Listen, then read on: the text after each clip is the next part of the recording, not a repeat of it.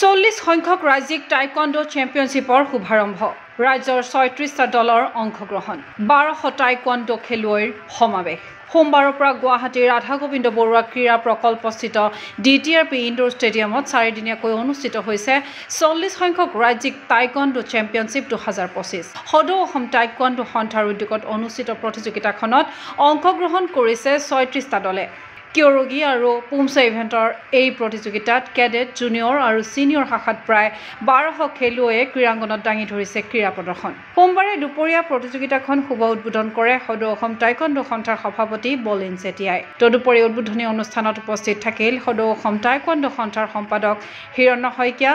উপ সভাপতি DD খাউন Dhruvajyoti Borgohain Raab Gogoi কোষাধ্যক্ষ প্ৰাঞ্জল বুঢ়াগোহাঁই বিশিষ্ট ব্যক্তি মনোৰঞ্জন দেউৰীকে ধৰি বহু কেইগৰাকী গণ্যমান্য ব্যক্তি প্ৰতিযোগিতাত অংশগ্ৰহণ কৰা খেলুৱৈসকলক শুভেচ্ছা জ্ঞাপন কৰিলে ৰাজ্যিক সভাপতি বলিন চেতিয়াই 40তম ৰাজ্যিক টাইকোৱাণ্ডো প্ৰতিযোগিতাৰ আজিৰ পৰা শুভাৰম্ভণি হৈছে 4 দিনীয়া প্ৰতিযোগিতা হ'ব আজি প্ৰায় 1200 খেলুৱৈয়ে অংশগ্ৰহণ ইয়াতে কৰিছেহি আৰু 5টা কোৰ্টত আৰু ফুল আমাৰ ডিজিটেল চিষ্টেমত যিটো আমাৰ সেন্সৰ চিষ্টেমত ইয়াত আমাৰ 5খন কোৰ্টত হ'ব আৰু আমাৰ প্ৰায় 36জন আমাৰ ৰেফাৰী আৰু আমাৰ টেকনিকেল আমাৰ টীম আছে আমাৰ এথিক কমিটি গোটেইখিনি আজি পূৰা শুভাৰম্ভণি হৈ 4 দিনত সমাপ্তি ঘটিব আৰু আমি আশা ৰাখিছোঁ সকলো ৰাইজৰ সহায় সহযোগ আৰু আমাৰ অসম টাইকোৱাণ্ডো সন্থাৰ সকলো ইয়াত কাৰ্যকৰ্তা ইয়াত খুব ধুনীয়াকৈ কাম কৰি আছে আৰু আমি সকলোৰে আমি সহায় পাইছোঁ আৰু আপোনালোকৰ ফালৰ পৰা আজি উপস্থিতি আমি যথেষ্টখিনি আমি আনন্দিত হৈছোঁ সুখী হৈছোঁ যে আপোনালোকৰ যোগেদিও সমগ্ৰ অসমৰ ৰাইজৰ সঁহাৰি আমি নিশ্চয় পাম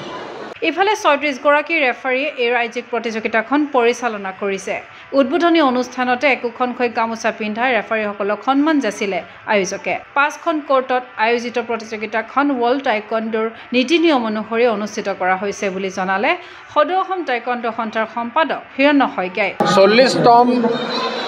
ৰাজ্যিক প্ৰতিযোগিতাখন টাইকোৱাণ্ডো প্ৰতিযোগিতা আয়োজন কৰা হৈছে আমাৰ মাননীয় সভাপতি বলিন চেতিয়াই ডাঙৰীয়া নেতৃত্বৰে গোটেইখিনি হৈছে আজি অতি সুন্দৰভাৱে আজি আমাৰ ইনডোৰ ষ্টেডিয়ামত DTPRত 5খন কোৰ্টত আমাৰ ৱৰ্ল্ড টাইকোৱাণ্ডোৰ যিখিনি নিয়ম নীতি আমি পূৰা চেঞ্চৰত খেল পাতিছোঁ আৰু 37খন ডিষ্ট্ৰিক্ট মানে অসম পুলিচৰ টীমটো হিচাপে 37খন ডিষ্ট্ৰিক্টত প্ৰায় 1200 ল'ৰা ছোৱালী খেলুৱৈ আজি ইয়াত অংশগ্ৰহণ কৰিছে আৰু 37গৰাকী আমাৰ টেকনিকেল অফিচিয়েলছ বা ৰেফাৰীয়ে অতি সুন্দৰভাৱে পৰিচালনা কৰিছে খেল আমি এই খেলখনৰ আগতেই আজি কেইদিনমান আগতে আমি এখন নেশ্যনেল ৰেফাৰী ছেমিনাৰো পাতিছিলোঁ আৰু সেই ছেমিনাৰখনত ৱৰ্ল্ড টাইকোৱাণ্ডো যিখিনি লেটেষ্ট নিয়ম নীতি সেইবোৰ তেওঁলোক আপগ্ৰেড কৰাৰ কাৰণে তেওঁলোক কৰাই পেলাই আমি প্ৰস্তুত কৰাইছিলোঁ এইখন চেম্পিয়নশ্বিপৰ কাৰণে তো সেইকাৰণে আমি প্ৰত্যেক বছৰি তাৰমানে খেলখনৰ আগে আগে ৰাজ্যিক প্ৰতিযোগিতাৰ আগে আগে আমি টেকনিকেল কমিটিৰ যিখিনি মানে ৰেফাৰীখিনিক আপগ্ৰেড কৰাৰ কাৰণে আমি এখন ৰাজ্যিক বা নেশ্যনেল লেভেলৰ আমি এখন ছেমিনাৰ অৰ্গেনাইজ কৰোঁ আৰু সেইকাৰণে ৱৰ্ল্ড টাইকোৱাণ্ডো ৰুলছ এণ্ড ৰেগুলেশ্যনখিনি আপগ্ৰেড কৰি থাকোঁ আৰু আশা কৰিছোঁ আৰু ইয়াৰ পৰা সুন্দৰ ভাল খেলুৱৈ আমি ওলাব পাৰিম যিবোৰে নেকি গৈ পেলাই নেশ্যনেল বা ইণ্টাৰনেশ্যনেল লেভেলত গৈ পেলাই অসমৰ নাম তেওঁলোকে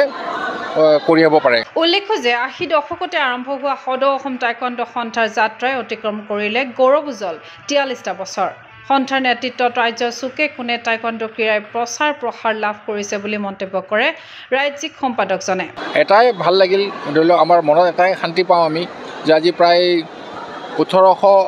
1982ৰ পৰা মানে আজি আমাৰ প্ৰায় 43 বছৰ আমি অতিক্ৰম কৰিলোঁ সদৌ অসম টাইকোৱাণ্ডো সন্থাৰ যদিও এখন 40তম কিন্তু আমাৰ সদৌ অসম টাইকোৱাণ্ডো জন্ম হৈছিল 1982ত আৰু আজি আমি এইটোৱে গৌৰৱ কৰিব পাৰোঁ যে অসমৰ আমি প্ৰত্যেক চুকে কোণে আমি টাইকোৱাণ্ডো আমি প্ৰচাৰ কৰিব পাৰিছোঁ আৰু আজি আমি এইটোও গৌৰৱেৰে ক'ব পাৰোঁ যে টাইকোৱাণ্ডোটো অসমৰ চবতছে জনপ্ৰিয় ক্ৰীড়া আমাৰ প্ৰায় 6000 প্লেয়াৰৰ আমি ৰেজিষ্টাৰ্ড আই কাৰ্ড বনাইছোঁ আমি ডাটা বেংক বনাইছোঁ মই ভাবোঁ যে হয়তো টাইকোৱাণ্ডোৰে কিজানি ইমানখিনি প্লেয়াৰৰ ডাটা বেংক আছে তো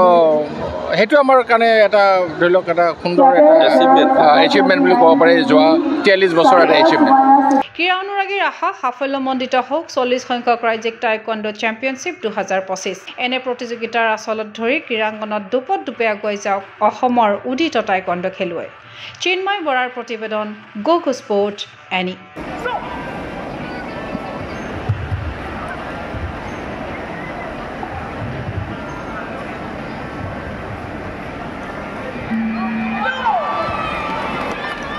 ফিজিকেল এডুকেশ্যন বিষয়ত ডিগ্ৰী পাঠ্যক্ৰমৰ কাৰণে অসম তথা উত্তৰ পূৰ্বাঞ্চলৰ প্ৰথমখন শিক্ষানুষ্ঠান অভিৰুচি ইনষ্টিটিউট অৱ ফিজিকেল এডুকেশ্যন